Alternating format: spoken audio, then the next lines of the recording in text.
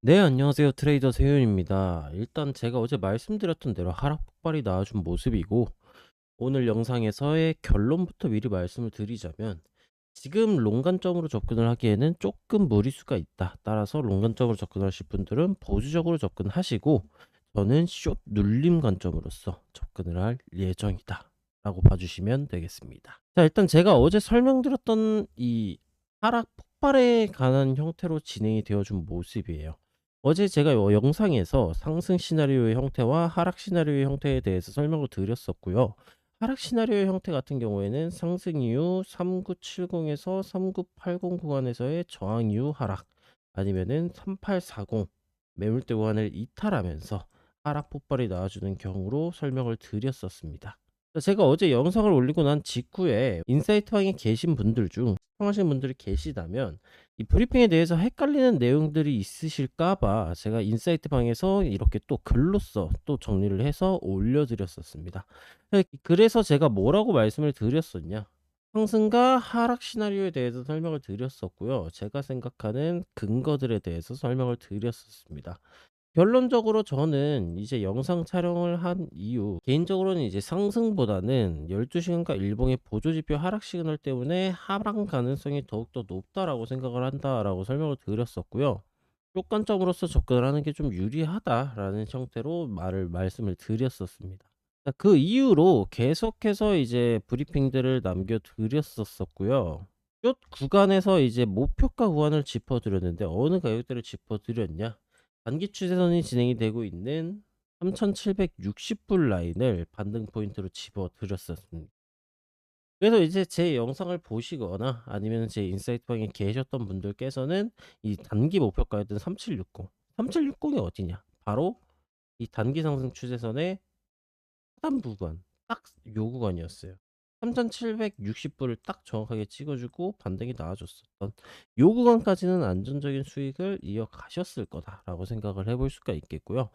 자, 그래서 오늘 영상에서는 왜 제가 숏 관련 눌림목 구간을 기다릴 거라고 생각을 하는지에 대해서 설명을 드려보도록 하겠습니다. 자, 일단 이더리움 같은 경우 당시 진행이 되고 있었던 이 상승 삼각형 구간의 하단부 추세선 혹은 대칭 삼각형 구간의 하단부 추세선 구간을 이탈을 해줬다가 결국에는 요 이전 저점들 구간 매물대 구간에서 지켜주면서 반등이 성공적으로 나와준 모습이에요. 현재 4시간봉 장악형 캔들 패턴이 나와주고 있는 모습이기 때문에 지금 구간에서 하락 폭발이 나와준 형태니까 추격 매도로서 접근을 해야겠다 하면서 진입을 하기에는 굉장히 위험한 구간입니다. 왜? 기존 추세선 구간을 하방으로 이탈하였음에도 불구하고 곧바로 장악형 캔들 패턴이 나와주면서 현 구간에서는 이 추세선에 대한 이탈에 대한 트랩 구간으로서 작용을 하면서 단기적인 반등이 이어져 줄 가능성이 높아요. 야, 근데 그렇게 생각을 하면 너 지금 숏 관점이 아니라 매수 관점으로 접근을 해야 되는 게 아니냐라고 생각하실 수도 있어요. 왜 매수 관점으로 접근을 안 하느냐? 아직까지 제가 봤을 때 이 4시간 봉의 하락 시그널, 그 다음에 12시간 봉의 하락 시그널, 그 다음에 일봉의 하락 시그널들은 유지되고 있는 형태이고, 현재 하위 시간봉들은 역별, 즉 하락 추세로 변한 이후 진행이 되어주고 있는 모습이기 때문에 왜 내가 하락 추세에서 롱을 잡아야 되지? 라는 생각이 드는 겁니다. 간단하게 비유를 해보자면은 여러분들 하락 채널 하단부에서 매수를 받으실래요? 아니면 상승 채널 하단부에서 받으실래요? 이렇게 하시면 뭐 이해가 조금 빠를 거라고 생각을 해요. 자, 그러면 현재 구간에서 단기 반등이 나와준다라고 가정을 해보고 최악의 경우를 대비해서, 자, 그럼 지금 구간에서 하락 추세긴 하지만 그럼에도 불구하고 바닥 구간에서 어느 정도 매수가 강하게 나와주고 있는 형태이기 때문에 우리는 추격 매도보다 눌림 타점을 잡아야 된다라는 생각을 해볼 수가 있는 겁니다. 자, 그럼 그 눌림목 관련 숏타점이 어디냐? 이 4시간 봉 단위에서 이동 평균선이 응축하고 폭발이 나와준 형태이기 때문에 이 눌림목 구간을 4시간 봉 단위 눌림목 구간에서 진입을 해야 된다라고 생각을 해요. 그럼 4시간 봉 단위에서 눌림목 구간이 어디냐? 제일 빨리 움직이는 이 단기 이동 평균선인 22동 평균선 혹은 기존이 진행이 되었었던 요 상승 추세선의 이탈 이후 리테스트 저항 구간, 요 두 가지 정도 타점을 잡아볼 수 있을 것 같아요. 조금 더 디테일하게 들어가 보자면 뭐 1 시간 봉에서는 이 하락 채널 상단부 구간이라든가 요런 구간에서도 접근을 한번 해볼 수가 있긴 한데, 요런 하락 추세선 구간들이죠. 이 채널보다는 요 채널이 조금 더 신뢰도가 높다라고 봐줄 수가 있겠네요. 상단부와 하단부 구간이 이제 정확하게 딱딱 맞아떨어지는 모습이기 때문에 뭐 아무튼 이런 구간들에서 접근을 해볼 수가 있다. 그러면 가격대가 어디냐? 가격대를 정확하게 예상하기가 어렵다라고 생각이 드는 게, 왜냐하면 현재 22동 평균선의 기울기가 굉장히 강해 빵으로 이렇게 미친 듯이 팍팍팍 하면서 떨어져 줄 거예요. 근데 이 가격 도달 시기가 여기에서 만날 수도 있고 여기에서 만날 수도 있고 여기에서 만날 수도 있고, 뭐 급등이 나와주면은 여기에서 만날 수도 있어요. 그래서 이제 정확하게 가격대를 이제 여러분들에게 설명을 해드리긴 어렵고, 제가 대략적으로 예상을 해보건데 아마 요 추세선 이탈 저항 구간과 만나는 요 라인 가격대가 대략 3,855불에서 한 65불 정도 구간에서 만나지 않을까라고 생각을 하고 있습니다. 자, 그리고 제가 숏관점으로서 접근하려고 하는 이유는 또 간단합니다.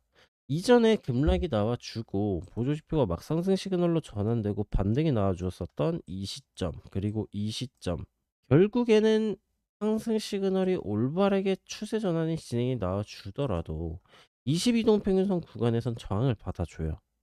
결국에 뚫더라도 저항을 받아줬다가 올라간단 말이에요.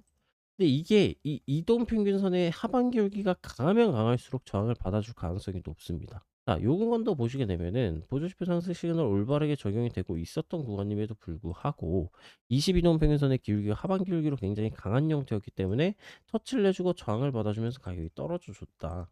그럼 지금 구간과 마찬가지, 이제 요 구간과 똑같은 현상이 나와줄 수가 있다는 거죠.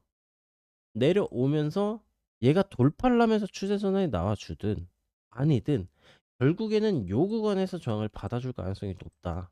그러면 뭐 요 라인처럼 그냥 원웨이 급등이 나와버리면 어떡하나요? 원웨이 급등이 나와버리면 진입을 안 하시면 됩니다. 저는 항상 여러분들에게 강조를 해드린 게 있어요. 지지선 구간, 저항선 구간에서 매도를 받을 때는 반전형 캔들 패턴을 확인을 하셔라. 반전형 캔들 패턴 몇 분봉? 최소 15분봉 아니면은 시간봉 이상에서, 지금은 숏관점이니까 하락 장악형 아니면은 영방지형, 이런 반전 캔들을 확인을 하고 진입을 하셔라 라고 설명을 드렸습니다. 그래서 여러분들께서는 지금 뭐 매수 관점으로서 접근을 해보실 분들이 계시다면, 뭐 지지선 구간에서 반등 구간이기 때문에 매수 관점으로서 접근을 한번 해볼 수가 있겠죠. 대신 보수적인 관점으로서 접근을 하셔라. 어찌됐든 지금 하락 추세로 진행이 되고 있는 모습이기 때문에 롱 관점으로서 접근을 하실 거면 보수적인 관점으로서 접근을 하셔야 된다는 점 설명이 가능하겠고요. 오늘 영상은 여기서 마치도록 하겠고, 차트는 365일 24시간 움직이고 있기 때문에 제가 생각하는 관점이 달라질 수가 있습니다. 관점이 달라지게 된다면 저희 실시간 관점 알려드리는 스레드나 텔레그램 방에서 이런 식으로 계속해서 저희 실시간 관점들 남겨드리고 있으니까, 아직까지 안 들어오신 분들 같은 경우에는 들어와 주시면 되겠고요. 오늘 영상 시청해 주신 분들 모두 감사드리고 성공 투자 하시길 바라겠습니다. 전 다음 주 월요일 더욱더 유익한 영상으로 돌아오도록 할게요. 시청해 주신 여러분들 모두 감사드립니다.